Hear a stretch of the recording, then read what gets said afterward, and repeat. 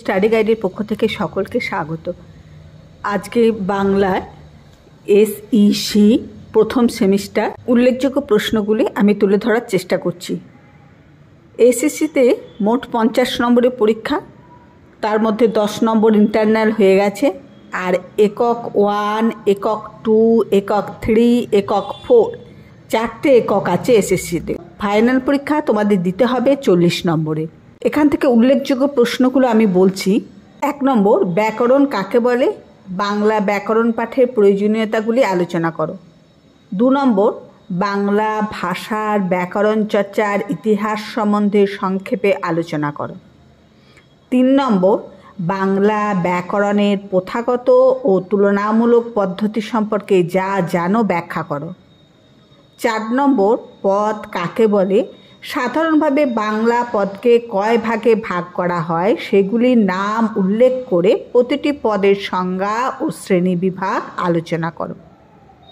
5 নম্বর প্রশ্ন, সন্ধি কাকে বলে? বাংলা সন্ধি কয় প্রকার ও কী কী? বাংলা সন্ধিতে কী কী নিয়ম মান্য করা উচিত?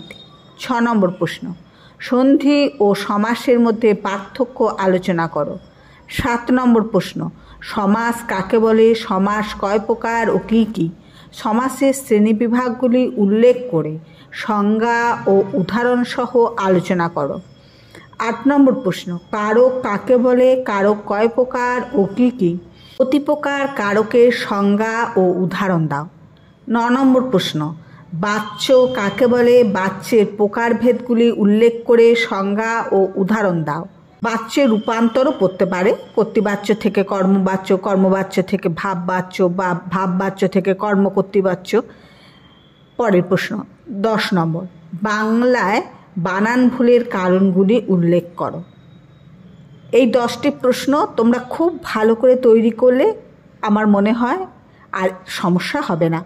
এরপর যেটা বলছি, ব্যাকরণে উচ্চারণ ও লিখন বলে একক 1-এ যেটা আছে সেটা হচ্ছে গুরুত্বপূর্ণ প্রশ্ন। সেটা হচ্ছে ব্যঞ্জনধ্বনির উচ্চারণ স্থান অনুযায়ী ব্যঞ্জনধ্বনির গুরুত্ব, আর উচ্চারণ স্থান অনুযায়ী স্বরধ্বনি গুরুত্ব। এই দুটো প্রশ্নই কিন্তু এর মধ্যে পড়ছে। আর একটা হচ্ছে রোমান হরফে লিপ্যন্তরীকরণ, রবীন্দ্রনাথ, বিবেকানন্দ, এরকমও দিতে পারে, যেটাকে বাংলা থেকে রোমানে লিখতে হবে, অথবা কোনো একটা লাইন দিল এবং সেই লাইনটা রোমান হরফে লিখতে হবে, এটাও কিন্তু দিয়ে দিতে পারে। আমি রোমান হরফের একটা ভিডিও তোমাদের করে দিয়েছি, একটু মন দিয়ে শুনলেই কিন্তু ওটা থেকে বুঝতে পারবে। মোটামুটি একটা গুরুত্বপূর্ণ প্রশ্ন এবং সাজেশন তৈরি করলাম, এবং যেটা হচ্ছে তোমাদের সহজ সরলের উপরই রাখলাম।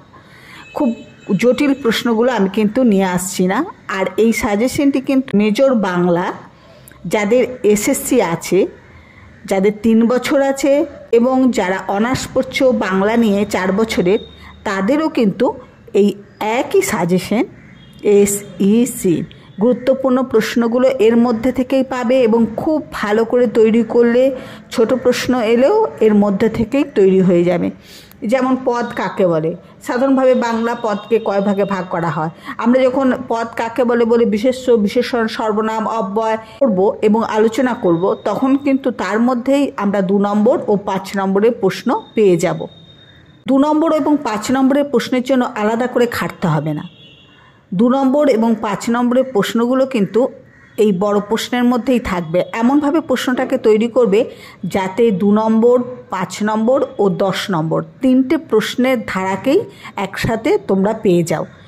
এবং আমার মনে হয় আমি যে প্রশ্নকটি দিলাম এর বাইরে কোনো প্রশ্ন আসবে না। তাই ভিডিওটি খুব ভালো করে শুনবে এবং প্রশ্নগুলো গুরুত্ব দিয়ে তৈরি করবে।